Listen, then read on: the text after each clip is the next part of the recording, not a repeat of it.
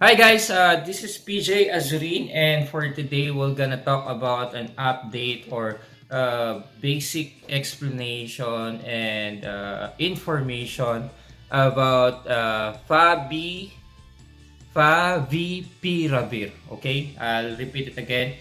Favipiravir. So they also call this or also known as T-705 Avigan or Favilavir.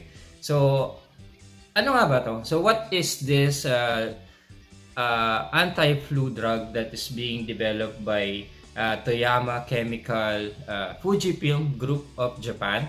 So this is an antiviral drug which is being developed for activity against many RNA viruses like certain other experimental antiviral drugs. It is a pyrazine carboxamide derivative. Okay?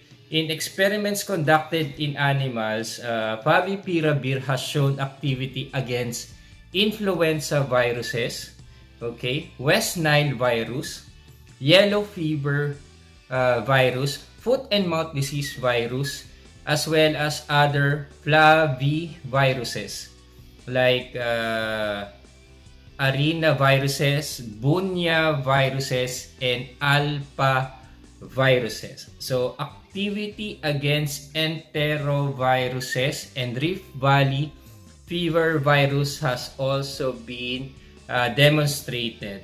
But Favipiravir has shown limited efficacy against Zika virus in animal studies, but was less effective than other antivirals such as MK-608.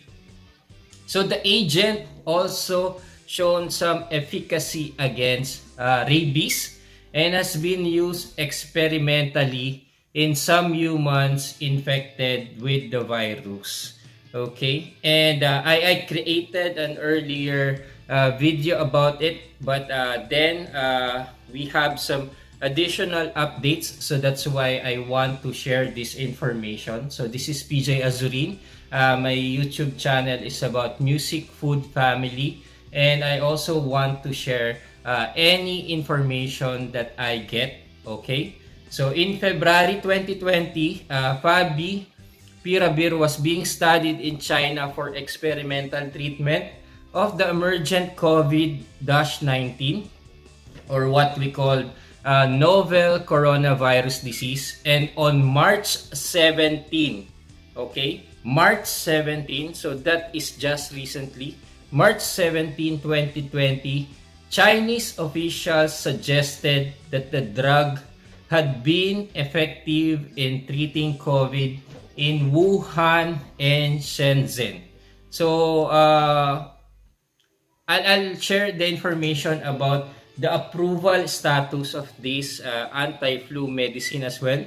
In 2014, so guys, this has been developed in 2014. Japan approved Favipiravir for treating viral strains unresponsive to current antivirals. So Toyama Chemical initially hoped that Favipiravir would become a new influenza drug that could replace Tamiflu. However, animal experiments showed the potential for teratogenic effects on fetuses, and the approval of production by the Ministry of Health, Labor and Welfare was greatly delayed, and the production condition is limited only in an emergency in Japan. So, meron daw pong may effects daw sa mga fetuses. So, it was greatly delayed that time. But in March 2015, the US Food and Drug Administration completed a phase 3 clinical trial studying the safety and efficacy of Favipiravir in treatment of influenza. I'll repeat it again, my brothers and sisters. There is efficiency in treating the influenza using this anti-flu medicine. Okay? And on March 15, 2020, I'll repeat it again.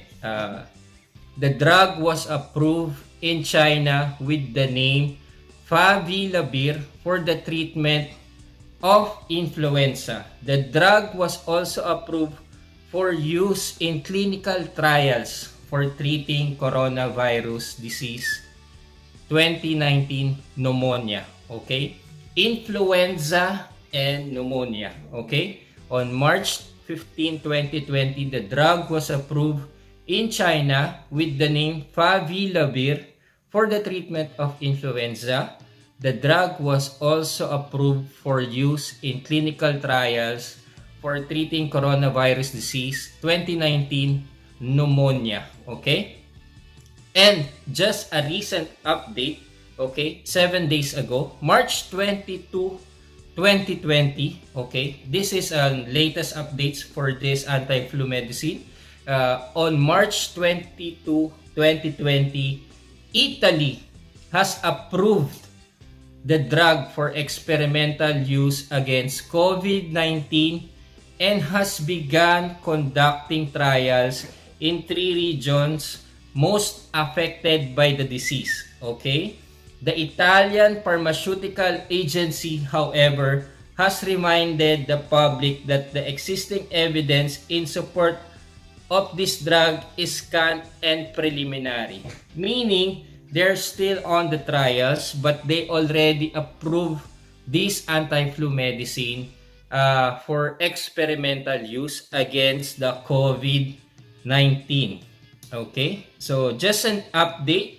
A study of 80 patients comparing it to lopinavir, ritonavir found that it significantly reduced viral clearance time to 4 days compared to 11 days for the control group, and that 91.43% of patients had improved CT scans with few side effects.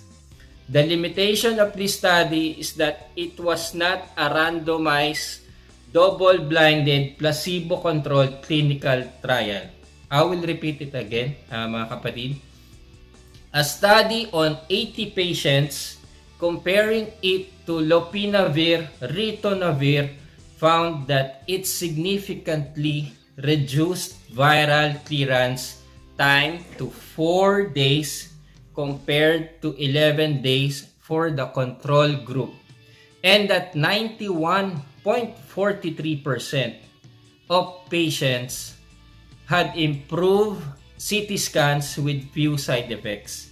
The limitation of this study is that it was not a randomized, double-blinded, placebo-controlled clinical trial. Okay? This is PJ Azrin. I hope I was able to provide you very good and updated information about this anti-flu medicine, and I hope and I pray that this can be one of the solution or that will help us in treating this pandemic that we are right now. So for now, I pray stay safe, stay at home, stay with your family, and don't go out of your home if you are not buying or it's not really important.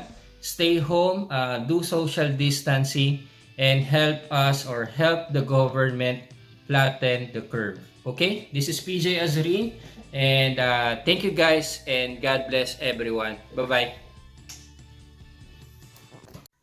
Oh, and if this is your first time visiting my YouTube channel, please do subscribe on the button here, and make sure to click the notification bell for any new videos that I will publish. And again, this is PJ Azrin.